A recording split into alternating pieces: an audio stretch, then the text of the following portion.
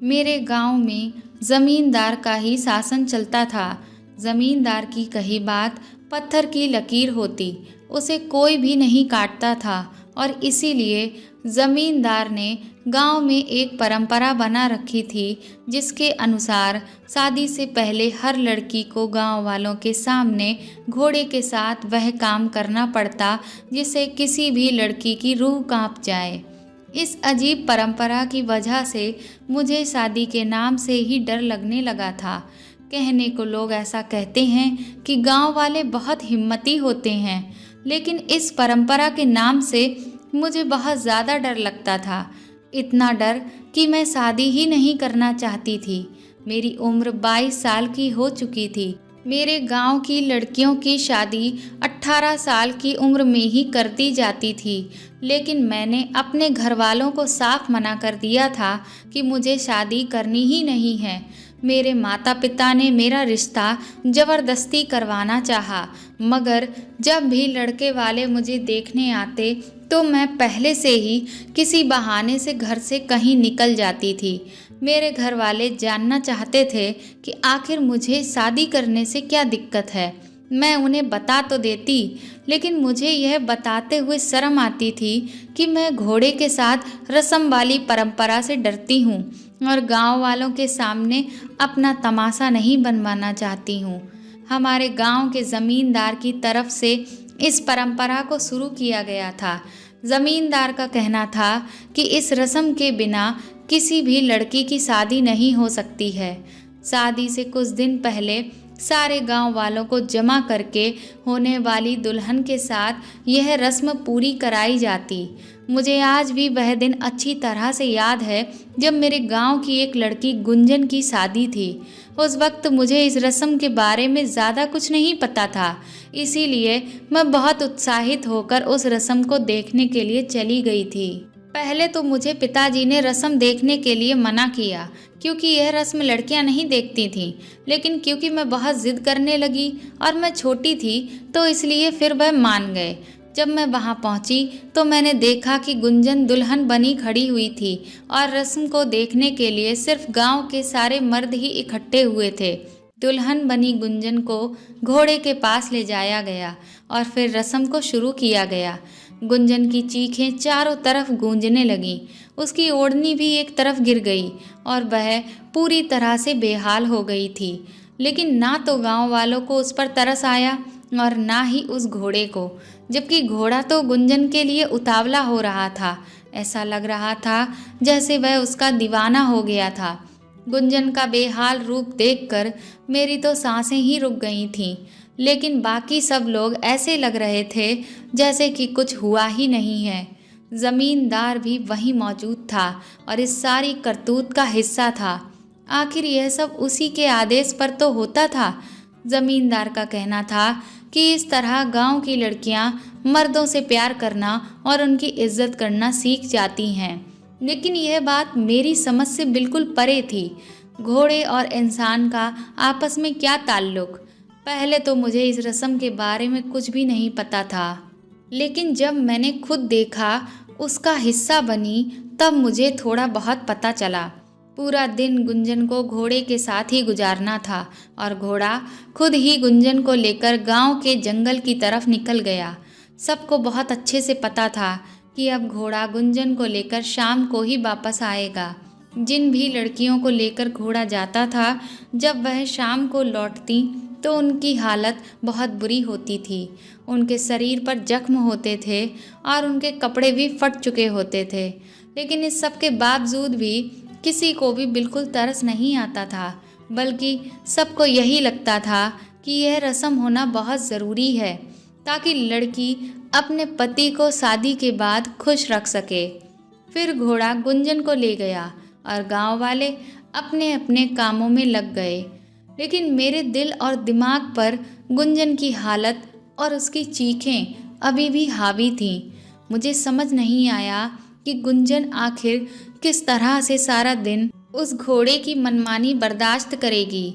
उस दिन यह सब देखने के बाद मैंने ये फैसला किया कि मैं शादी ही नहीं करूँगी, क्योंकि मैं खुद को घोड़े के हवाले नहीं कर सकती थी।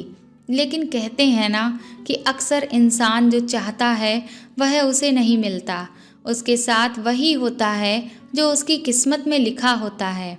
और शायद मेरी किस्मत में भी यही सब लिखा हुआ था, क्योंकि मेरी ज़िंदगी में भी आलोक आ गया था। पिछले कुछ महीनों से मेरे पिताजी बीमार रहने लगे थे। मेरा इकलौता भाई शहर में काम करता था, इसलिए हमारे खेतों पर पिताजी ही काम करते थे। लेकिन जब पिताजी बीमार हुए तो मैंने यह सोचा कि अब पिताजी की जगह मैं खुद अपने खेतों पर काम करूंगी। पिताजी मुझसे कहने लगे, चांदनी, खेतों में काम करना तेरे बस की बात नहीं है बेटा। लेकिन मैं शुरू से ही बहुत ज़िद्दी रही थी और बहुत बातूनी भी। इस वजह से ही तो पिताजी अभी तक मेरी शादी नहीं करवा पाए थे। मैंने पिताजी को उनकी दवाइयाँ खिलाईं और फिर मैं खुरपी और तसला लेकर खेतों की तरफ निकल गई। मैं देखने में बहुत लंबी चौड़ी और खूबसूरत लड़की थी। बचपन से ही मैं खेतों में खेलती आई थी, तो मेरे लिए यह सब काम ज़्यादा मुश्किल नहीं था।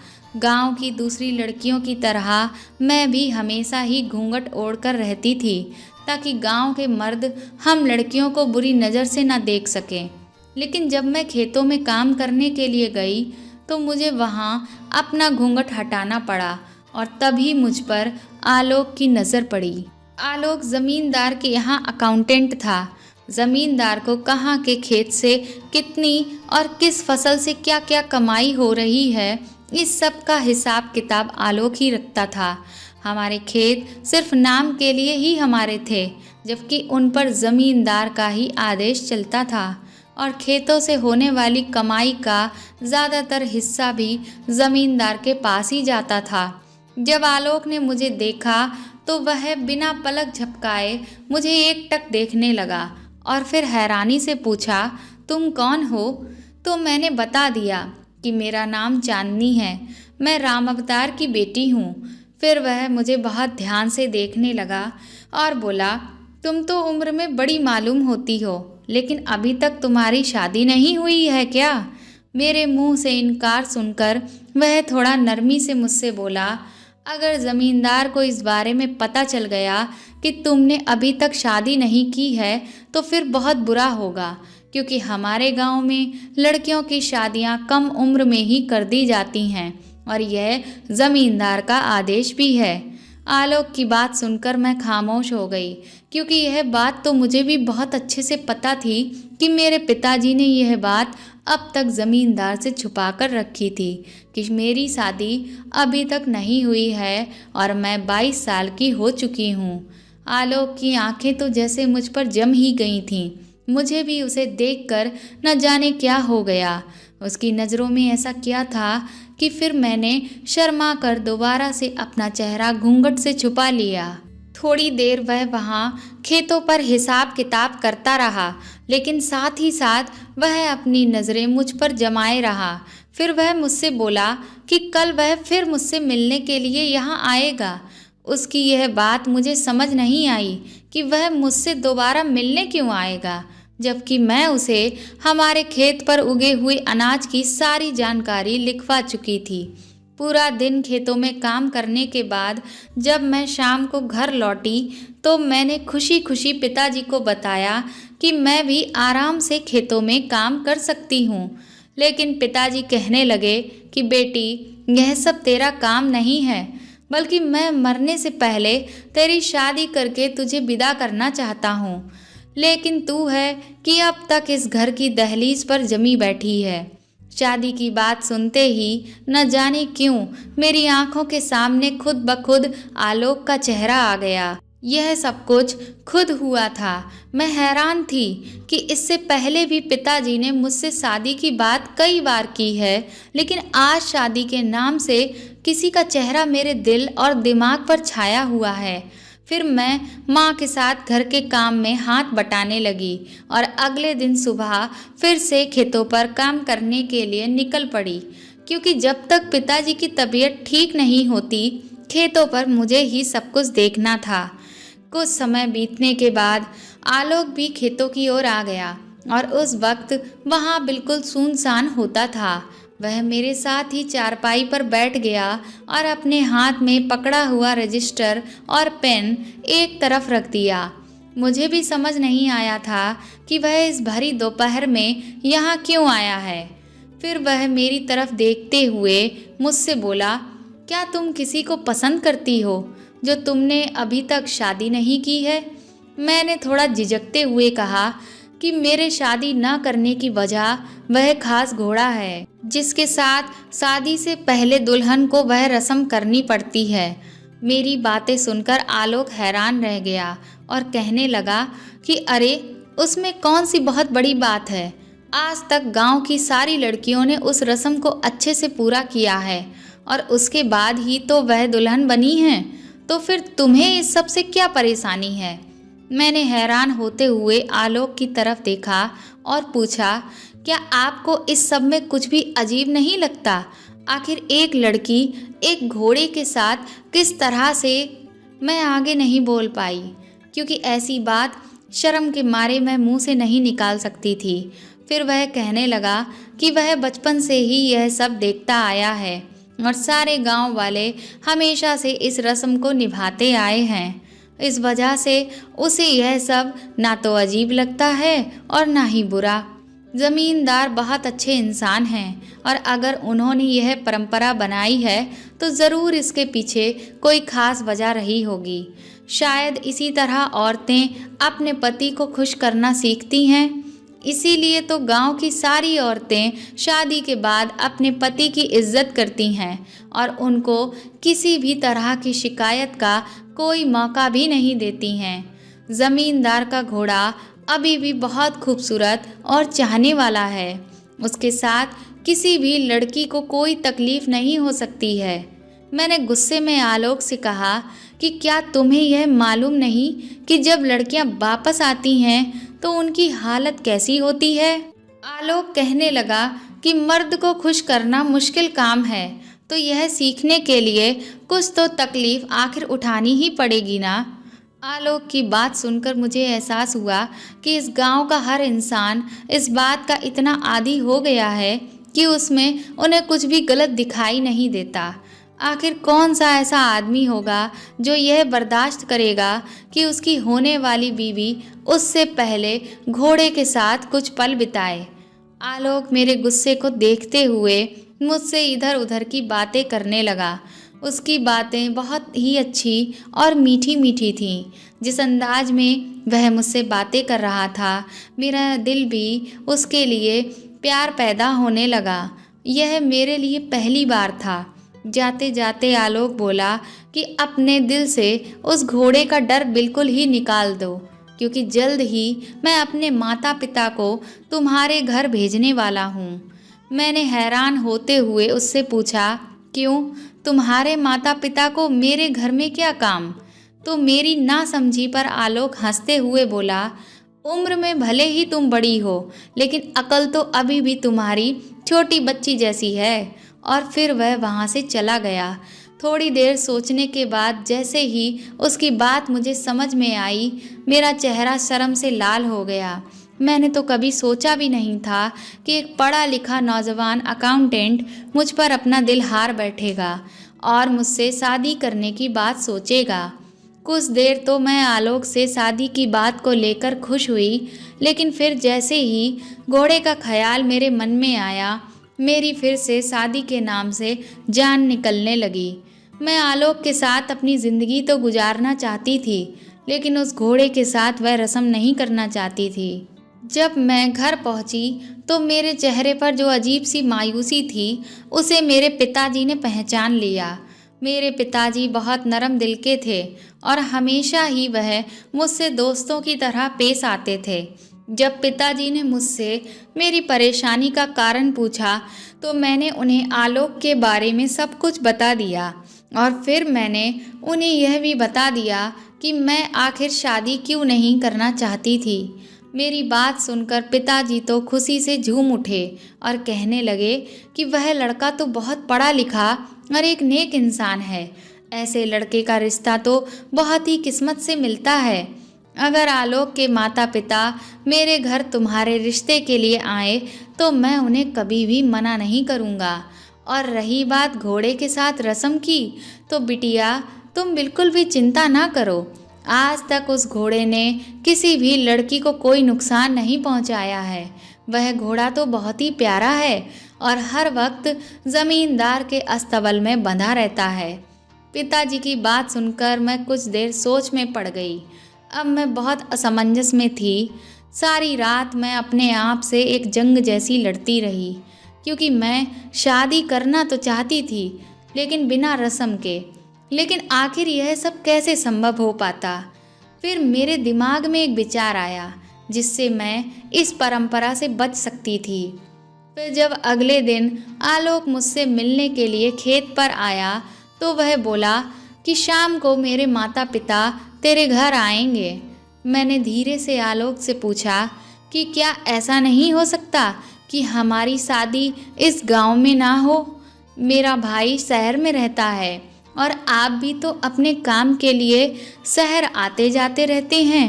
तो अगर मैं अपने भाई के पास चली जाऊं और आप भी वहीं आकर मुझसे शादी कर लें तो कैसा रहेगा। आलोक मेरी तरफ देखते हुए बोला, लगता नहीं है कि तुम एक गांव की लड़की हो, क्योंकि गांव की लड़कियां तो बहुत बहादुर होती हैं। लेकिन मैं तुमसे बहुत प्यार करता हूँ और इसीलिए तुम्हारी बात मानने के लिए मैं तैयार हूँ। हमारा रिश्ता आज शाम को जब तय हो जाएगा तो तुम अगले हफ्ते शहर के लिए निकल जाना। मैं भी अपने माता पिता को लेकर वहाँ पहुँच जाऊँगा। आलोक के मुंह से यह बात सुनकर तो मैं बहुत खुश हो गई। मुझे समझ नहीं आ रहा था कि मेरी कितनी बड़ी परेशानी दूर हो गई थी और मुझे यकीन नहीं हो रहा था कि वह इतनी आसानी से मेरी बात मान जाएगा। मुझे लगा कि अब मैं इस रस्म से बच जाऊंगी, लेकिन किस्मत का लिखा कोई नहीं मिटा सकता। मुझे भी इस परंपरा से गुजरना ही था। जब मेरा और आलोक का रिश्ता तय हो गया तो मैंने अपना सारा सामान बांध लिया और पिताजी मुझे रेलगाड़ी में बिठाने के लिए गांव के बाहर जाने वाले रास्ते पर लेकर चल दिए और वह मुझे समझाने लगे कि भाई मुझे रेलवे स्टेशन पर मिल जाएगा। गांव के रास्तों पर चलते हुए हम जैसे ही मुख्य सड़क पर आने वाले थे तभी वहां पर 2-3 गाड़ियां अचानक से हमारे सामने आकर रुकीं। पिताजी ने तुरंत ही मुझे अपना चेहरा घूंघट से ढकने के लिए बोला, क्योंकि वह गाड़ियों को देखते ही समझ गए कि यह ज़मींदार की गाड़ियां थीं। आज तक कभी भी मेरा ज़मींदार से आमना सामना नहीं हुआ था। मैं बहुत ज़्यादा डर गई। फिर तुरंत ही ज़मींदार गाड़ी से बाहर निकले और पिताजी ने उन्हें नमस्कार किया। मैंने भी उन्हें नमस्कार किया तो ज़मींदार ने पूछा कि यह कौन है और तू गांव से बाहर जाने वाले रास्ते की तरफ क्यों जा रहा है। पिताजी ने डरते डरते बताया कि यह मेरी बिटिया है और मैं इसे अपने बेटे के पास शहर भेज रहा हूँ। ज़मींदार कहने लगा कि मुझे तो अभी तक यही पता था कि तेरा एक बेटा ही है।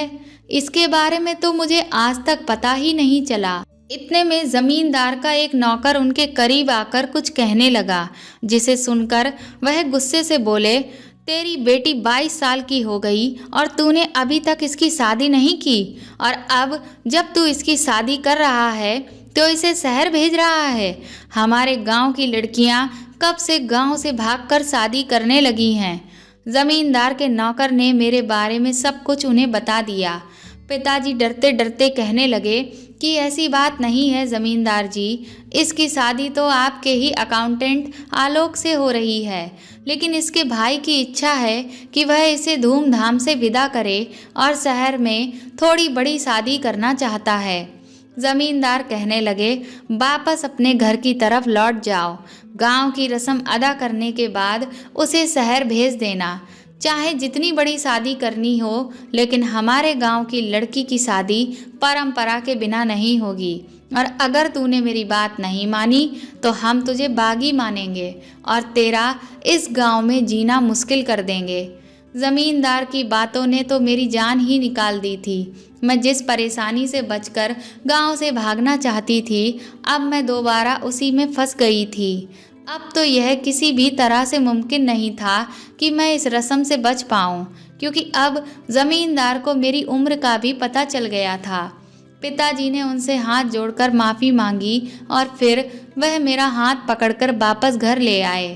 पिताजी जब घर आए उसके बाद भी वह बहुत डरे हुए थे कि कहीं ज़मींदार उनके खिलाफ कोई फैसला गांव में न सुना दें। मैंने पिताजी से कहा कि आप मेरी वजह से परेशान ना हो, मैं अब इस रस्म के लिए तैयार हूँ, क्योंकि मैं अपने पिता की आंखों में आंसू नहीं देख सकती थी। मैं नहीं चाहती थी कि मेरी वजह से मेरे पिता पर कोई मुसीबत आए। इसलिए मैंने यह फैसला कर लिया कि अब मैं खुद को उस घोड़े के हवाले कर दूंगी। 3 दिन के बाद मुझे उस रस्म के लिए जाना था और उससे 1 दिन पहले आलोक मुझसे मिलने के लिए आया। वह थोड़ा उदास था और बोला कि ज़मींदार बहुत गुस्से में है कि मैं उनका नौकर होते हुए भी उनसे अपने रिश्ते की बात छुपा रहा था। फिर आलोक मुझसे कहने लगा कि तुम बेफिक्र रहो और इस रस्म को बिना डर के निभाओ। मैं तुम्हें यकीन दिलाता हूँ कि तुम्हें कुछ भी नहीं होगा। आलोक फिर वापस चला गया। मुझे घबराहट के मारे पूरी रात नींद ही नहीं आई। फिर अगले दिन सुबह मुझे रस्म के मुताबिक दुल्हन की तरह सजाकर ले जाया गया। जब मैं रस्म के लिए जा रही थी तो बार बार मेरी आंखों के सामने गुंजन का वह हाल घूमने लगा जो घोड़े ने उसके साथ किया था। वह बात अब तक मेरे दिमाग पर बुरी तरह बैठी हुई थी। जमींदार का एक नौकर मेरी तरफ आया और मुझसे घोड़े की तरफ जाने का इशारा किया। अब गांव के सारे आदमियों की नज़रें मुझ पर जमी हुई थीं।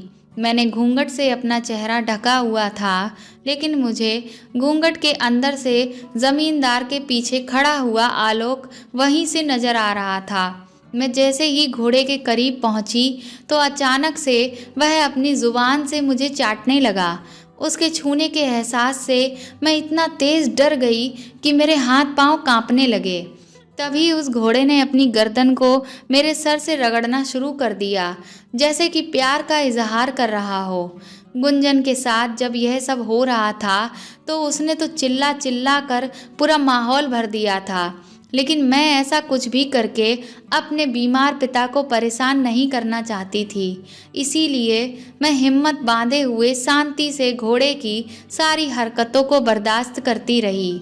थोड़ी ही देर में जमींदार के एक नौकर ने मुझे ज़बरदस्ती घोड़े के ऊपर बिठा दिया और उसके बाद घोड़ा मुझे खुद ही लेकर गांव की दूसरी तरफ जंगल में लेकर भागने लगा। उसकी रफ्तार इतनी तेज थी कि मेरी ओढ़नी भी हवा से नीचे गिर गई और मेरी सांस भी बुरी तरह से फूल रही थी। मेरा उसके ऊपर बैठे रहना मुश्किल हो रहा था।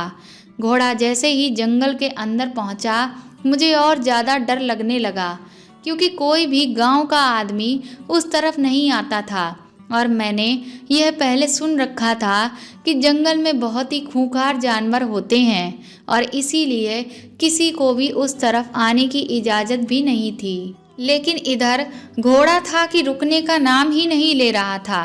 वह लगातार भागे जा रहा था, ऐसे कि जैसे रोज ही वह यहाँ आता हो और उसे रास्तों का भी अच्छे से पता था। मैं कस के घोड़े की लगाम थामे रही। काफ़ी देर के बाद घोड़ा अचानक से रुका तो मैंने अपने चारों ओर नज़रें फैलाईं। मैं यह देखकर हैरान रह गई कि जंगल के बीचों बीच एक बहुत ही आलीशान सा घर बना हुआ था, जिसके आगे जाकर घोड़ा खुद ही रुक गया था। जब मैं वहां पहुंची तो मेरी हालत बहुत ख़राब हो चुकी थी। मैं जैसे तैसे घोड़े से उतर पाई। मुझे समझ ही नहीं आ रहा था कि अब आगे मैं क्या करूं।